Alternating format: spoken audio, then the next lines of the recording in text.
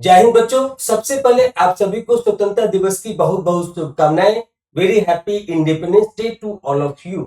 सो आज के वीडियो में हम यहाँ पे देखेंगे माइक्रो प्रोसेसर 8085 का इंस्ट्रक्शन RET, जिसे बोला जाता है अनकंडीशनल रिटर्न। तो यहाँ पे पहले की चीजों को रिकॉल करते हैं। तो जैसा कि इससे पहले के इंस्ट्रक्शन के बारे में हमने आपको बताया था कॉल एंड कंडीशनल कॉल, तो उसके एनालॉजी को समझते हैं कि जैसा हमने बताया था कि कॉल का मतलब होता है कि आप पढ़ाई कर रहे हैं और आपका वो मेन काम है, उस बीच में किसी भी दूसरे काम के लिए अगर आपको बुलाया जाता है तो उस दूसरे काम को बोलेंगे सबरूटीन। तो उस दूसरे काम को करने के लिए जो वहां पे जाते हैं तो उससे पहले हम क्या करते हैं कि मेन काम में जिस पॉइंट पे हम काम कर रहे होते हैं वहां पे पॉइंटर लगाते हैं या फिर वहां पे बुक मार्क डालते हैं, फिर जाते हैं और फिर उस काम को करते हैं, उस सब रूटीन को करते हैं। तो सब रूटीन से वापस आने के लिए, सब रूटीन में जाने के लिए कॉल इंस्ट्रक्शन का यूज होता है। सब रूटीन से वापस आकर के मेन प्रोग्राम को रिज्यूम करने के लिए, आपके मेन काम को रिज्यूम करने के लिए क्या करते हैं तो वहां पे रिटर्न इंस्ट्रक्शन को यूज करते हैं। रिटर्न इंस्ट्रक्शन भी दो टाइप का होता है, एक होता है अनकंडीशनल रिटर्न और दूसरा होता है कंडीशनल रिटर्न। तो कंडीशनल रिटर्न में आप ऐसे बोल सकते हैं कि आप मुझे यह चीज दोगे तो मैं पढ़ाई करूंगा, बच्चे ऐसा बहाना बना सकते हैं, तो उसको बोलेंगे कंडीशनल रिटर्न। अनकंडीशनल रिटर्न मतलब कि जिस सब रूटीन को करने के लिए गए वो काम हो गया, वापस आप आए और अपने काम को रिज्यूम कर ली, तो उसको बोलते हैं अनकंडीशनल रिटर्न। तो यहाँ पे रिटर्न में रिटर्न इंस्ट्रक्शन का ऑपकोड होता है RET। इसके इक्विवेलेंट हेक्स कोड आपको बुक में दिया गया रहेगा। यहाँ पे इसका ऑपरेंड कुछ भी नहीं होता है, नन इसको बोल सकते हैं। अब इसका साइज क्या होगा तो सिंपली यहाँ पे इंग्लिश अल्फाबेट है, यहाँ पे कोई भी सिर्फ ऑपकोड है, कोई ऑपरेंड नहीं है। तो इसीलिए इसको एग्जीक्यूट करने से पहले माइक्रो प्रोसेसर के मेमोरी में सेट करने के लिए सिर्फ 1 बाइट का मेमोरी यूज होगा। तो इसीलिए इसके साइज को बोलते हैं 1 बाइट इंस्ट्रक्शन।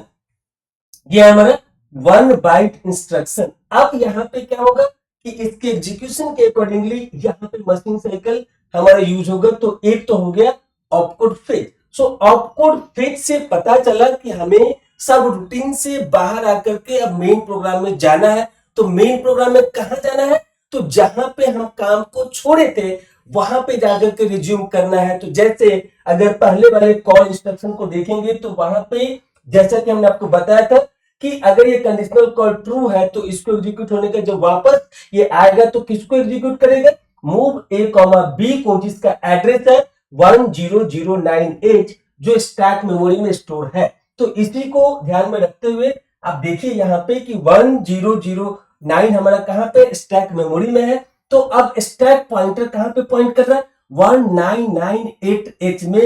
यहाँ पे इसका कंटेंट क्या है 09H और ये क्या है तो उस इंस्ट्रक्शन का लोअर बाइट एड्रेस है। सो पीसी के लोअर बाइट में ये इसका लोअर बाइट है, यहाँ पे लोअर बाइट है, यहाँ पे हायर बाइट है। तो पहले क्या होगा, first retrieve the data. How this SP works है, first retrieve the data then increment by 1। तो 09H यहाँ पे इसके लोअर बाइट में आ जाएगा, ये लोअर बाइट में आ जाएगा और उसके बाद SP will be incremented by 1। तो SP अगर 1 से इंक्रीमेंट हो गया तो अब कहां पे पॉइंट करेगा तो अब 1999H पे काम करेगा और यहां से 10H जो हायर एड्रेस बाइट है उसको रिट्रीव करके फिर यहां पे लाएगा पीसी में। तो ये हो गया 10। अब यहाँ पे 1009H पे जो वहां पे इंस्ट्रक्शन था मेन प्रोग्राम में उसका एग्जीक्यूशन स्टार्ट हो जाएगा वहां से और इस तरीके से रिटर्न काम करता है। और जैसे ही यह 10H यहां से स्टैक मेमोरी से प्रोग्राम काउंटर में गया so immediately this stack pointer will be incremented by 1। So further 1। तो ये क्या हो जाएगा अब यहाँ पे after execution of this it will become SP plus 1 so it will be SP plus 2। अब यहाँ पे मान लीजिए कि आपसे पूछता है कि before execution of this return instruction if stack pointer is pointing or having their address as a 1998H and pointing to this data here as a 098, then after execution of this RET what will be the content of SP? So SP का content हो जाएगा क्या हो जाएगा तो current value +2 it means it is pointing to 2000H, जहां पे हमने स्टैक मेमोरी को इनिशियलाइज किया था ये वापस वहीं पे आ गया। So this is very similar to pop instruction, और यहाँ पे जो रिटर्न है वो कॉल का काउंटर पार्ट है। सो इसे ड्यूअल इंस्ट्रक्शन के रूप में भी हम समझ सकते हैं। Call and return are making the pairing to complete the execution of that main program to subroutine and again subroutine to main program. तो इस तरीके से इसको हमने देखा कि इस इंस्ट्रक्शन को एग्जीक्यूट करने के लिए कितना मशीन साइकिल चाहिए, तो यहाँ पे 3 मशीन साइकिल इसको एग्जीक्यूट करने के लिए चाहिए। और वो क्या क्या होगा, तो यहाँ पे होगा opcode fetch that is called first machine cycle as M1। अब उसके बाद फिर क्या होगा, तो हमें बाय डिफॉल्ट इसे रीड करना है। तो कई बार बच्चों को ये मिसकॉन्सेप्शन होता है कि जितना साइज होगा उतने ही मशीन साइकिल होगा, वो गलत है। वो हमेशा सही नहीं, बहुत सारे केसेस में सही हो सकते हैं लेकिन वो ऑलवेज नॉट ट्रू। सो यहाँ पे मशीन साइकिल अब देखिए तो 3 है और साइज क्या है 1 बाइट है, सो this is not matching. So here after doing this one, like इसको बोलते हैं मेमोरी रीड ऑपरेशन, इसको बोलते हैं मेमोरी रीड ऑपरेशन, इसको भी बोलते हैं मेमोरी रीड ऑपरेशन।